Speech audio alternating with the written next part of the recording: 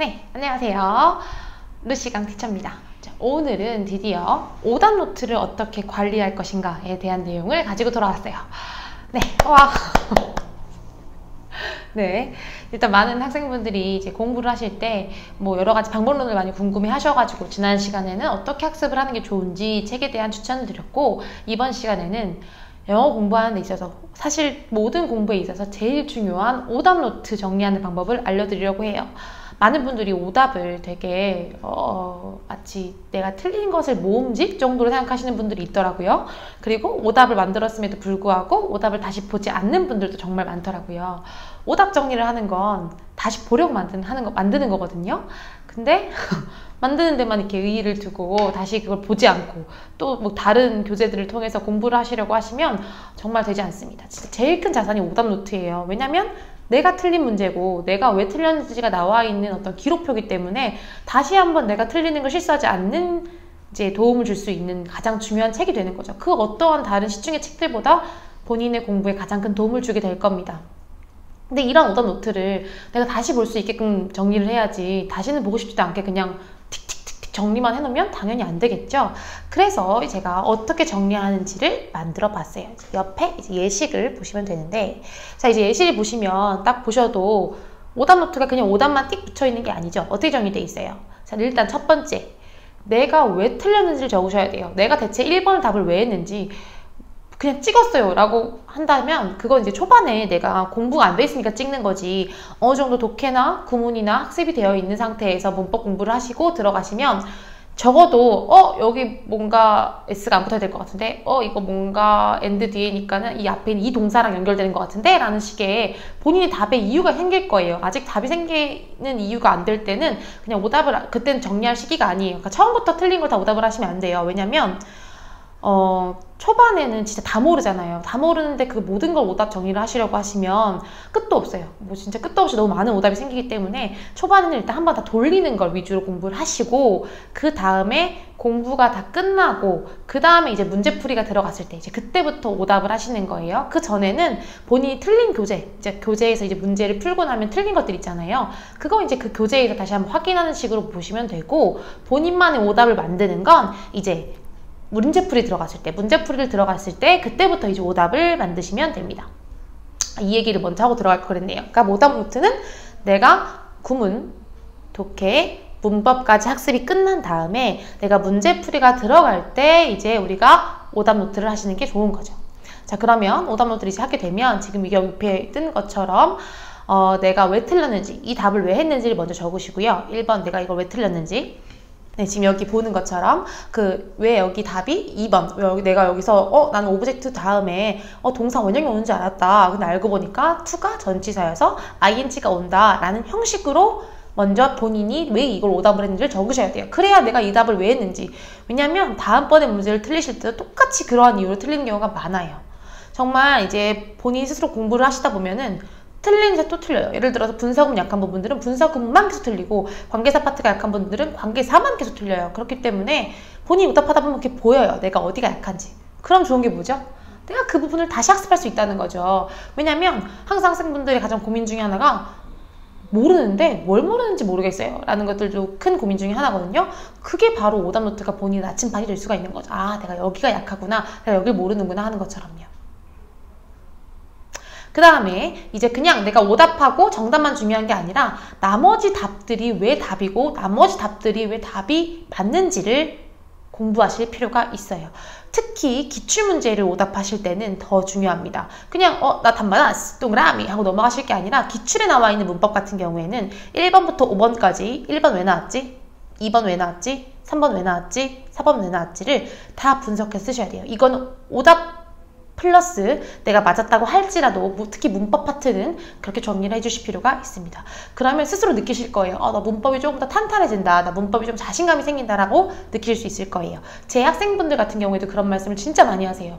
저 진짜 사실 독해가 진짜 쉬웠고 문법이 진짜 어려웠어요. 근데 저랑 같이 하니까 문법은 이제 쉬운데 독해가 어려워요 라고 하시더라고요. 근데 맞아요.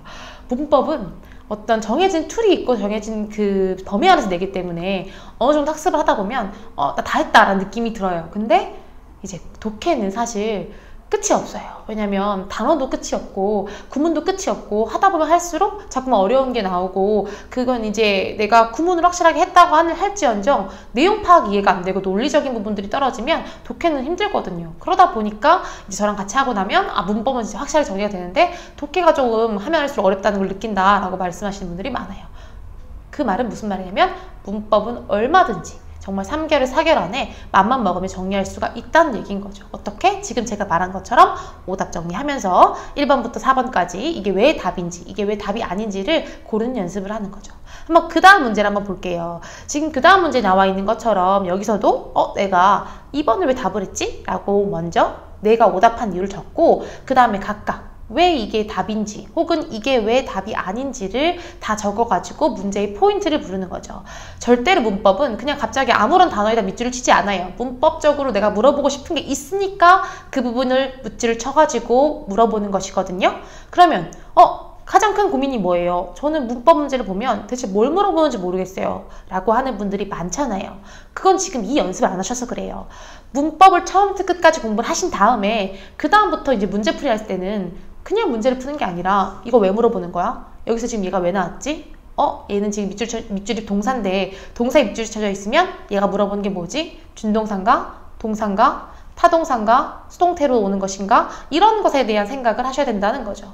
무슨 말인지 아시겠죠? 이거는 어떤 인강을 들으시든 어떤 과외 선생님을 만나시든 만약에 이러한 내용들을 가르치지 않는 선생님이라면 그 선생님과는 과외를 진행하지 않고 혹은 그 선생님이 강의는 듣지 않는 것이 좋습니다. 아셨죠? 이거는 이제 강좌를 선택하는 팁이 될 수 있겠네요. 그래서 그 다음 걸 이제 보시면은 이것도 마찬가지예요. 지금 여기 지금 제가 올려놓어 있는 이 예문 같은 경우에도 내가 이걸 왜 답으로 틀렸는지 쓴 다음에 각각 지금 1번, 2번, 3번을 지금 어떠한 이유 때문에 했는지를 제가 지금 다 적었죠. 이게 왜 맞는지, 이게 왜 정답인지, 그죠? 그런 것들을 본인들이 다시 정리를 하시면서 문법 공부를 다시 한번 돌리시는 거예요. 무슨 말인지 아시겠죠? 이렇게 공부를 문법을 했는데 과연 문법이 안 오를까요? 오르죠. 당연히 오릅니다. 이렇게 오답을 정리를 하셔야지 다음번에 또 틀리지 않아요. 그리고 하시다 보면 한 100문제 정도의 오답이 만약에 생기신다고 하면 그때부터는 이제 감이 와요. 얘가 이래서 묻는구나. 이거 능동성 묻는 거구나. 이거 시제 묻는 거구나. 이거 가정법이구나. 라는 그 감이 딱 온단 말이에요. 그렇게 공부를 하셔야 되는 겁니다. 이제 추가로 이제 독해 같은 경우에도 어떻게 정리하시는지 모르는 분들이 있어가지고 독해도 오답을 올려놨어요. 이렇게. 자, 보세요. 자, 이와 같은 지금 여기 나와 있는 문제 같은 경우에는 이제 요지를 물어보는 거였잖아요. 근데 내가 답을 잘못한 게 만약에 맨 마지막 4번이었어. 그럼 4번을 왜 갔는지, 내 논리가 뭐였는지를 먼저 적어보는 거죠. 그죠?